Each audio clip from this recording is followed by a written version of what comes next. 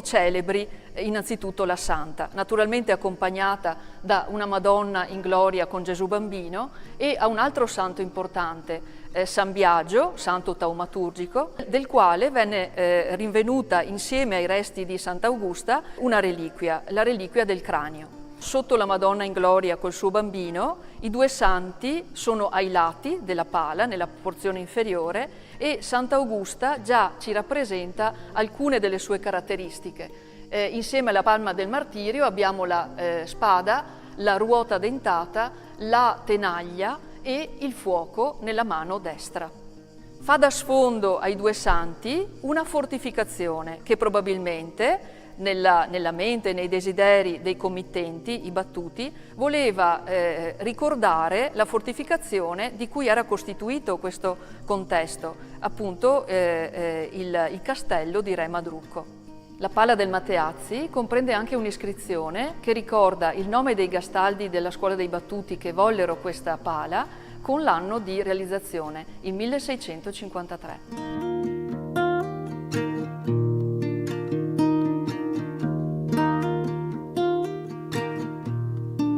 All'interno del patrimonio storico-artistico di questa chiesa ci sono due manufatti molto particolari che oggi sembrano dei dipinti. In realtà non si tratta di dipinti, ma si tratta di due paliotti che provengono da due delle cappelle che abbiamo incontrato durante il nostro cammino. E si tratta di paliotti di altari realizzati in cuoio, i cosiddetti cuori d'oro, una contrazione in termini del termine cuoi d'oro. Dunque il supporto per questi paliotti è questo materiale, il cuoio, che veniva lavorato e poi decorato. Cuoi d'oro perché molto spesso venivano utilizzati non soltanto i colori, ma anche delle finiture in argento e in oro, e inoltre l'arricchimento della decorazione attraverso l'utilizzo di punzoni metallici che venivano impressi con motivi diversi intorno a un centro e poi a una decorazione circolare. La decorazione di questi paliotti è parlante e consiste solitamente in una decorazione laterale creata appunto con i mezzi di cui vi ho parlato e con un centro che solitamente celebra il santo a cui è dedicato l'altare rispettivo. In questi casi, nei due casi che abbiamo citato, abbiamo un San Sebastiano e un San Pietro che provengono appunto dalle cappelle rispettive.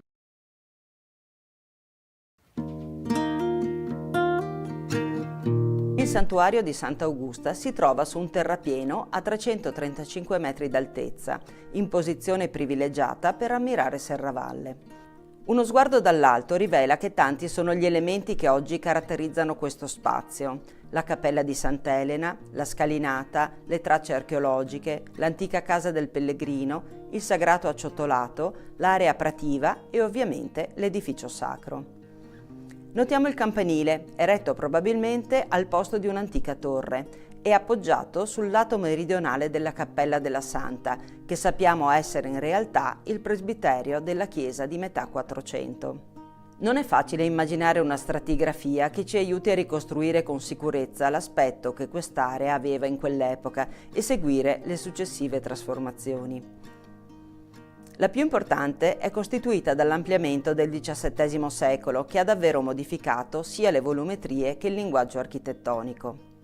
Merita attenzione anche il portico, eretto nel 1854.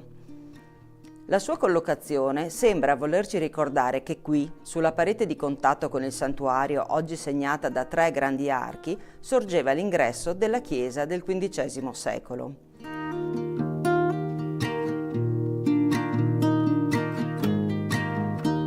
Le forme ogivali, espressione del gusto neogotico che ebbe grande fortuna tra 800 e 900, evocano anche l'epoca in cui quel primo edificio era stato eretto.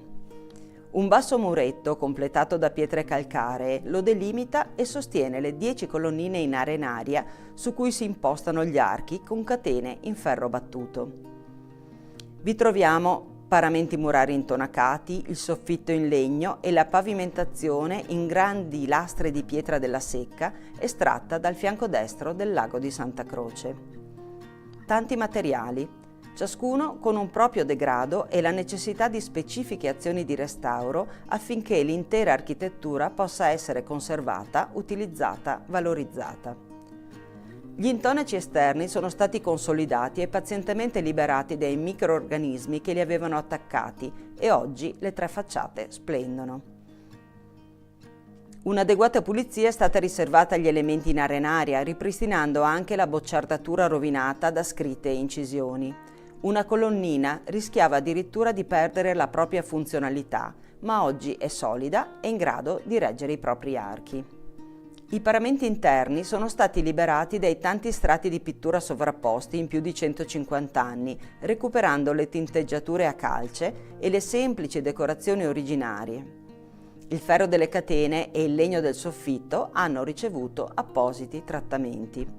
Qui c'è anche una vera da pozzo in pietra d'Istria, datata 1557. È un pregevole manufatto cilindrico con coronamento ottagonale, dotato di archetto in ferro per sostenere la carrucola.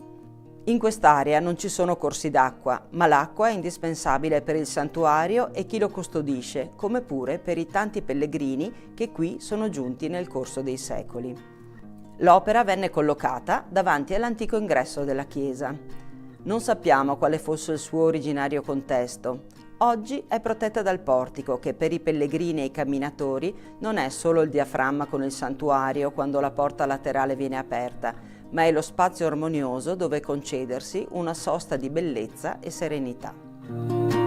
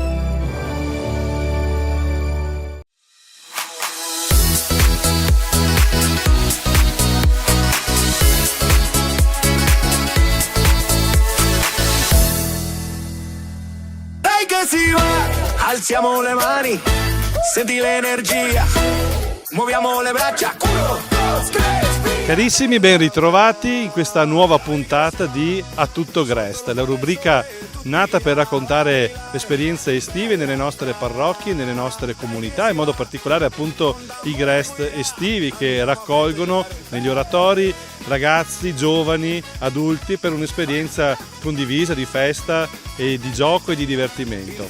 Oggi la nostra puntata è speciale perché non siamo all'interno di un oratorio, bensì ci troviamo all'Isola dei Morti, dove le parrocchie dell'unità pastorale, le Grazie di Vidor, stanno passando un momento di insieme, di incontro e di gioco.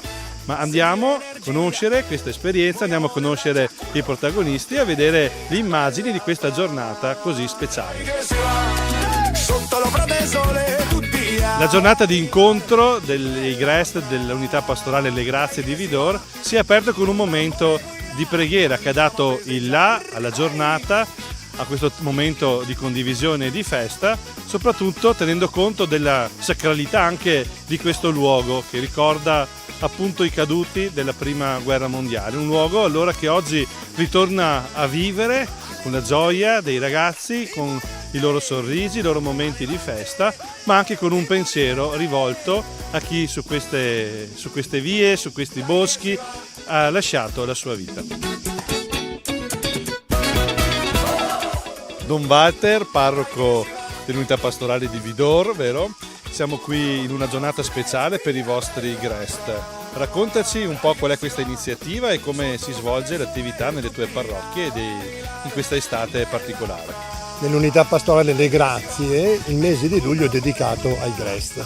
Da una parte c'è Vidor e Colbertaldo che lo sviluppano nel pomeriggio, dall'altra parte c'è il riferimento a Moriago dove lo sviluppano al mattino. Da anni ormai c'è questa tradizione di vivere, viene chiamata il Palio dei Grest, l'occasione di una giornata insieme, tutta la giornata, in questa occasione qua all'Isola dei Morti, in cui i ragazzi si sfidano in tante abilità, occasione per condividere un momento di gioia e di festa insieme e anche un po' di competizione per vedere chi si porta a casa l'ambito premio di aver vinto il palio quest'anno, insomma. Una giornata speciale quindi oggi, ma dentro un percorso che già da qualche giorno, da qualche settimana le vostre parrocchie stanno vivendo. Qual è il tema che state affrontando insieme e come lo stanno vivendo i ragazzi? Siamo già alla terza settimana di questa esperienza, la tematica è Bella Fra, in riferimento agli 800 anni dalla morte di San Francesco, quindi prendere spunto da alcune indicazioni, alcune testimonianze, alcune esperienze vissute da San Francesco per tradurle poi nella nostra quotidianità, a iniziare dalle giornate del Grest dove cerchiamo sempre di dare degli stimoli per tradurre nella concretezza della giornata questi semplici insegnamenti. È un'occasione anche da vivere come parrocchia perché i due Grest sono ambedue parrocchiali, quindi condividere dei valori e momenti di crescita importanti che culminano poi anche con la proposta di essere presenti alla messa domenicale dove animare la celebrazione per condividere tutto questo anche con le comunità. Allora è un'occasione speciale per mettere insieme le varie comunità in un momento di festa, di gioco, di condivisione. Don Walter, quali sono un po' i numeri di questi Grest e di questa giornata? A Colbertaldo e Vidor abbiamo più di 70 bimbi e una quindicina di animatori supportati anche da una decina di mamme che collaborano per i vari laboratori. Dall'altra parte a Moriago abbiamo un 120 bambini iscritti, una quarantina di animatori che coordinano e curano sia i laboratori, le varie attività e i giochi previsti. Giubilate, in libertate. Siamo qui con Andrea, animatore del Grest di Vidor e Colbertaldo. Andrea, prova a raccontarci come si svolge il Grest a Vidor e Colbertaldo, la giornata tipo. La giornata tipo, escludendo il mercoledì, che come oggi siamo in uscita, siamo qui all'Isola dei Morti. Le altre giornate sono strutturate con l'inizio all'accoglienza dalle 2 alle 2:30, dalle 2:30 alle 3:15 facciamo il Don fa il momento formativo dove parla di argomenti che ci aiutano a crescere Dalle 3:15 alle 4:30 c'è il momento dei laboratori, dove i ragazzi si dividono nei 4 laboratori e lavorano in questa ora e un quarto. Dalle 4:30 alle 5 c'è la ricreazione, dove passano il tempo a rilassarsi un po', per poi riprendere dalle 5 alle 6:15 con i giochi, e la chiusura alle 6:15 col ballo. Una giornata impegnativa, piena di attività. Come sono i bambini? Sono contenti di venire al Grest? Sì, io li vedo molto contenti, li vedo molto anche attivi, e quindi è anche bello trovare i bambini che si divertono, che ti fanno passare una bella giornata. Valentina, animatrice, coordinatrice del Grest di Moriago della Battaglia. Raccontaci un po' come funziona il Grest nella vostra parrocchia. Allora, noi iniziamo alle 7:45 con l'accoglienza dei bambini, fino alle 8:30 sono liberi di giocare, aspettiamo che arrivino tutti a seconda delle esigenze delle famiglie. Poi abbiamo la mattinata divisa in vari momenti. Il primo momento è il momento di preghiera, dalle 8:30 alle 9, 9:15, dopodiché ci sono balletti e merenda, e poi dalle 9:30 alle 11 fanno dei laboratori creativi che sono organizzati sulla base dell'età del bambino. Cioè il bambino di prima elementare ovviamente farà un laboratorio più adatto alle sue capacità, piuttosto che il bambino di terza media farà qualcosa di più difficile, come pittura su vetro, pittura su ceramica, mentre il bambino di prima elementare magari punteggia il cartoncino, fa l'acquario colorato.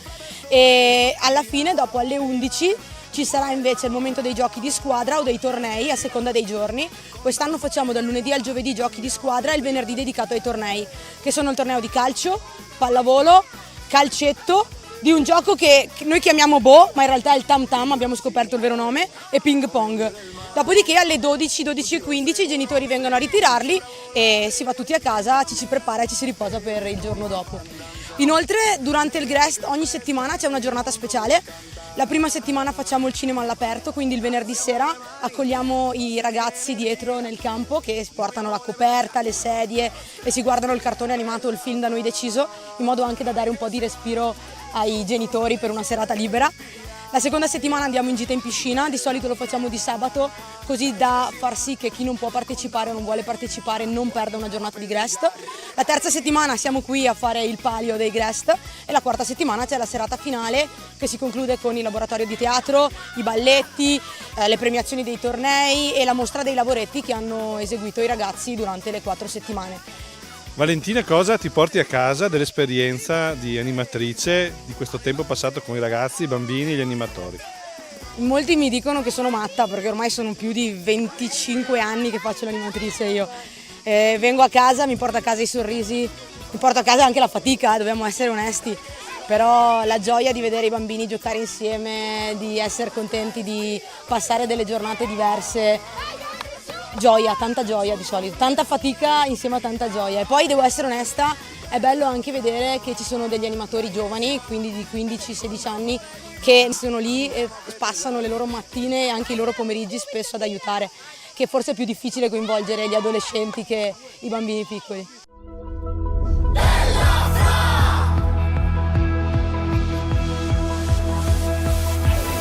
La gioia scoppia tra le mani che battono a tempo di una canzone. Cristina, raccontaci un po' com'è questa giornata, com'è strutturata l'attività soprattutto dei ragazzi più grandi. Allora, per i ragazzi più grandi abbiamo pensato di fare un gioco nel quale devono trovare gli animatori che sono nascosti e hanno un fischietto. Con il fischietto devono farsi trovare, esatto, però nell'ordine giusto. Quindi seguendo la storia di San Francesco devono trovare i vari animatori fino ad arrivare al disegno di San Francesco che è nascosto ovviamente nella chiesa qui all'Isola dei Morti. Cosa vi piace di questa giornata del Palio? La competizione fra compagni ma anche lo spirito di squadra che abbiamo appunto con i nostri compagni di squadra. Incontrare anche le persone di Vidor di altri Grest, giocare e divertirsi insieme agli amici e stare insieme. Come sono gli animatori? Gentili e ci aiutano quando magari non riusciamo a capire un indizio. Cosa vi piace di questa giornata del Grest? Beh, si possono rafforzare le amicizie e quindi è molto bello incontrarsi con gli amici che magari non si vedono da un bel po', e anche la competitività è molto divertente e fa anche bene stare un po' all'aria aperta. Stare tutti insieme e collaborare in squadra. Stare tutti insieme e stare a contatto con la natura. Abbiamo visto in questa giornata tante maglie diverse, colorate e anche con un simbolo, con un logo. Cosa significa, Jonathan?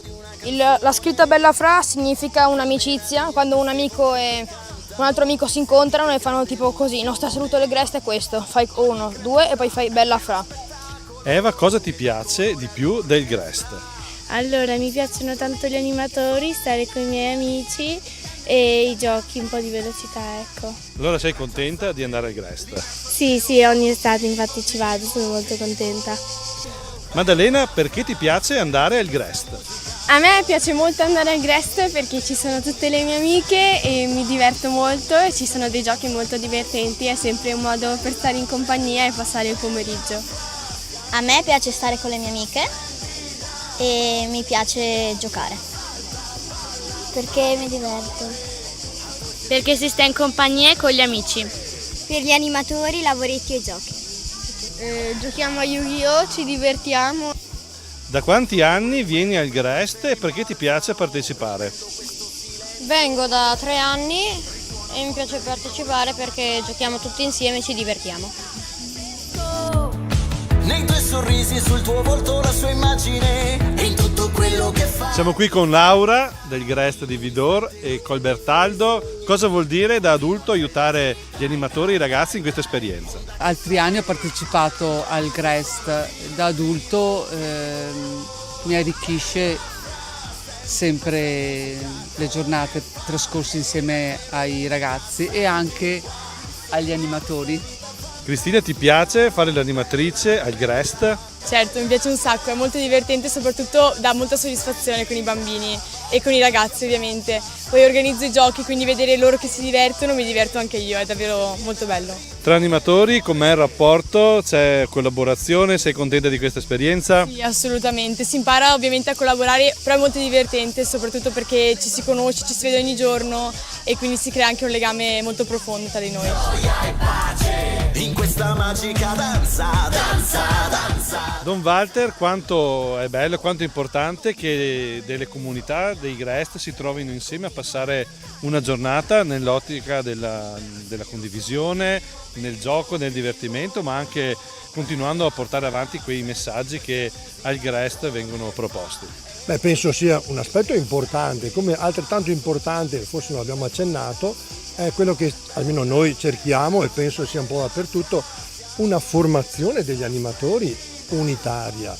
È da 2 anni che cerchiamo di portare avanti questi incontri di formazione perché il progetto è unitario pur nelle diverse realtà che acquistano sfumature anche diverse, ma l'unicità del cammino assieme pur nella diversità è un arricchimento per tutti.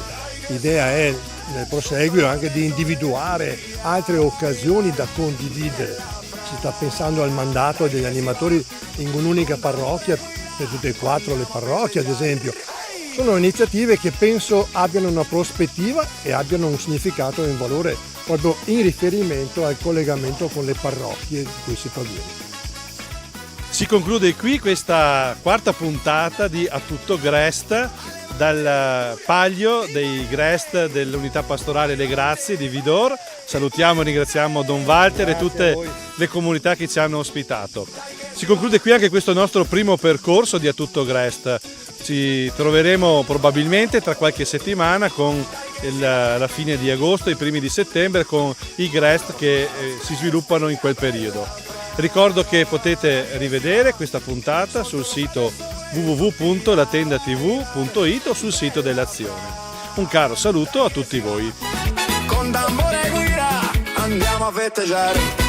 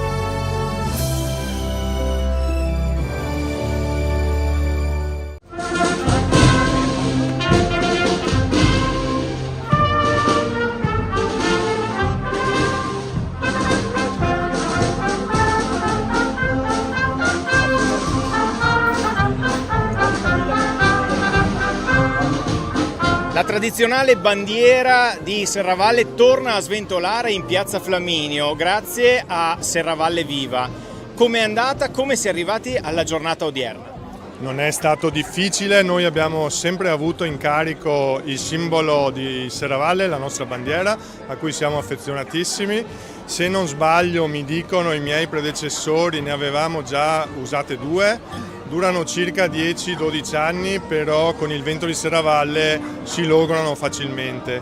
Anche l'ultima che avevamo in gestione noi era stata riparata più di una volta, ma ormai era arrivata alla fine. Non è stato per nulla difficile per noi decidere di affrontare la spesa, che comunque è importante perché stiamo parlando di 100 metri quadri di bandiera e con dei tessuti tecnici importanti. Quando abbiamo deciso, è stato proposto di fare una raccolta fondi, io ero scettico, ma quando una volta istituita mi sono accorto che dopo 2 o 3 giorni avevamo raggiunto quasi la totalità della spesa, è stata una cosa veramente grande. Sapere, lo sapevamo già, ma vedere che i serravallesi, i vittoriesi, i nostri amici hanno di tasca loro contribuito volentieri a questo acquisto ci ha dato un'enorme gioia e anche una spinta per continuare. Adesso la genesi è stata lunga perché l'abbiamo dovuta richiedere, è stata fatta su misura, finalmente siamo riusciti a portarla in questa giornata particolare che coincide anche con una prima pedonalizzazione della quale non eravamo al corrente, ma crediamo che da cosa nasca cosa e anche questo può essere un contributo di tutti per la nascita e per la rivitalizzazione, se ne fosse bisogno, del nostro quartiere.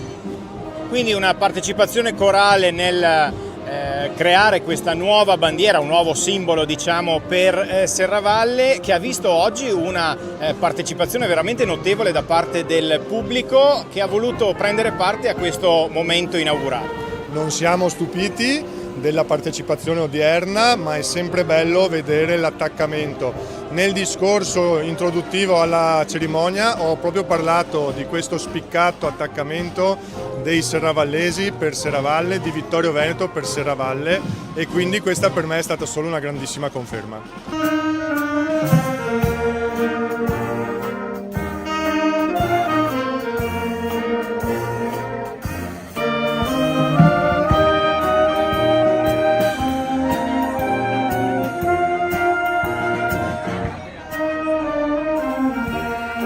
C'è stata la partecipazione anche del corpo bandistico di Cappella Maggiore.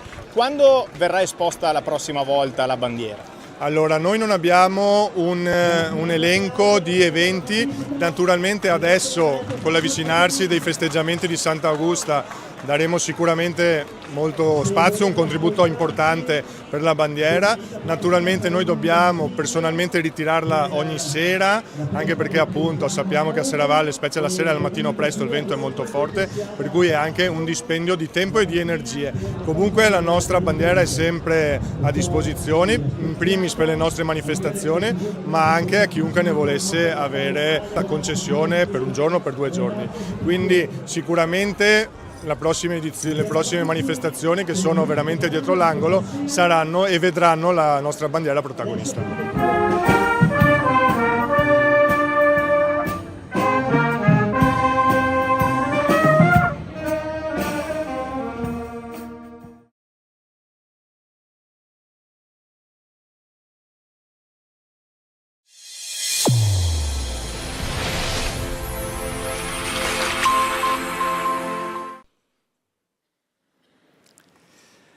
Estate 2019. Nel cortile dell'oratorio di Anzano mi ritrovo con un amico, un giovinastro, un sarlatan direbbero quelli di Ceneda, no? E gli prospetto l'idea di provare a cimentarci in un progetto innovativo, qualche cosa di più robusto. Sai, mi piacerebbe fare una messa per intero, oppure non so, qualche cosa che sfidi il coro in un territorio a cui non è abituato. Passa un po' di tempo, passa qualche mese, arriva il Covid e sospende tutto. Ci ritroviamo un po' ammaccati ad avanzare con l'attività dei nostri cori, ma l'estate successiva questo giovine Sapete che si dice no, sembra che non ti ascoltino mai, invece ti ascoltano. Mi richiama e mi dice guarda, che ne dici se facessimo il Gloria e il Magnificat di Vivaldi con 2 cori e l'orchestra, con il coro Anzano e il coro che io adesso dirigo, perché nel frattempo ho iniziato a dirigere un coro. Siamo nell'autunno del 2020 e nel mezzo dell'inverno, all'inizio di gennaio-febbraio 2021, da casa, perché il Covid non permette di provare, inizia l'avventura per il coro Anzano ed il coro Le Sorgenti del Gloria e del Magnificat di Vivaldi. È un'avventura curiosa perché queste parti per noi nuove che non conoscevamo le impariamo da casa, in DAD, direbbe qualcuno, con questi strumenti a cui non eravamo abituati. È un percorso che vede partecipi anche dei mostri sacri della musica. Chiediamo le collaborazioni di Mario Lanaro, di Lucio Golino, che ci aiutano a capire la musica che stiamo facendo. Si fissa anche la data, 7 dicembre, ma dell'anno scorso, e purtroppo un'altra volta la pandemia ci mette in difficoltà. Avremmo dovuto cantare mascherati, distanziati di 1 metro, e probabilmente questa bella cattedrale non sarebbe stata sufficiente. Allora rimandiamo tutto, si ricomincia da capo, ma finalmente il sereno, come la bella giornata di oggi, ritorna e la musica si può fare di nuovo. Allora un punto rimane fermo, la data, il 7 dicembre, oggi. Oggi siamo qui per presentarvi questo nostro lavoro durato così tanto tempo. Insomma, siamo, immaginatevi, a ridosso dei giorni in cui questo evento deve accadere e, accidenti, accade l'imprevisto, una sovrapposizione di date, agitazione, nervoso, va tutto a monte, adesso cosa facciamo? Gente che si strappa i capelli, si discute, si ragiona come possiamo fare, incrociamo in questa chiacchierata, io e questo giovane che non nominerò, Sabrina Carraro, con la collaborazione e la fantasia di queste persone si dice, aggiustiamo le date e proviamo a vedere se voi riuscite a fare il vostro concerto il 7. Siccome siamo qua, vuol dire che la soluzione è stata trovata. Allora, a questo punto chiedo, ma Sabrina, cosa avevi in programma che viene la Zumellese a cantare qui a Vittorio Veneto? E sai, c'è un'idea di beneficenza, potremmo lavorarci attorno assieme. Io dico sì, lavoriamoci sicuramente attorno assieme perché, sapete, sono un ragioniere, quindi ho subito detto possiamo risparmiare qualcosa sui costi, i volantini, l'organizzazione, come dire, ognuno ha i suoi difetti, no? Qualcuno invece che ha una visione un po' più alta dice, perché magari non mettere assieme 3 concerti, una triade di concerti dedicati a chi magari se la passa un po' peggio di noi. Benissimo, nasce l'idea. L'idea si chiama Voices for Amici di Ampasilava. E io dico, Ampasi che? Cosa vi posso dire di questa associazione? Io poco, però abbiamo qui con noi alcune persone che forse possono rendervi partecipi di questo progetto meglio di quanto possa fare io. E allora vorrei chiamare qui, all'ambone, Michele Carraro e Nicola, dico bene, Carraro, che vi racconteranno come mai un mucchio di cori del Vittoriese hanno a un certo punto deciso di mettersi assieme per condividere un percorso, se vogliamo, di volontariato. Ve li ricordo ad ogni modo questi altri 2 concerti che compongono la triade, in modo tale che, così numerosi siete questa sera e ne siamo lieti, possiate ritornare ad ascoltarci il 16 dicembre, sempre in questa cattedrale, con la corale Zumellese, il coro Col di Lana e un duo voce e organo, Sara Cecchini e Emanuelo Darold.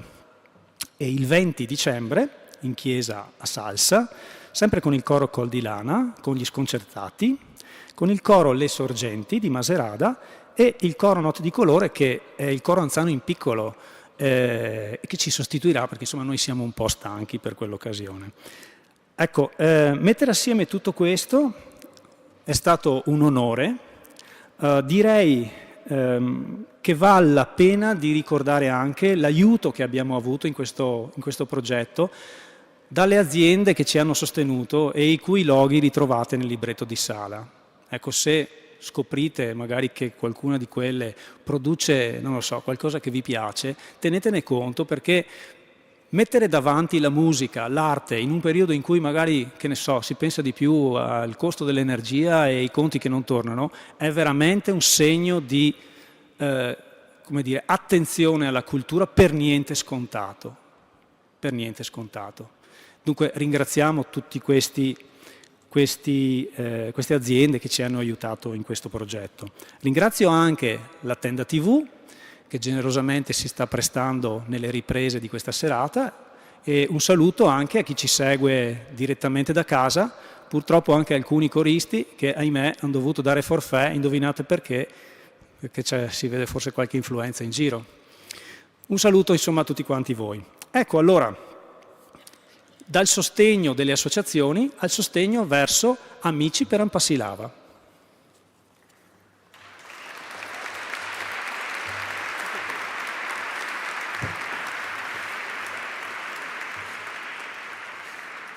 Grazie agli organizzatori, grazie a chi ci ha coinvolto e ci ospita, e grazie soprattutto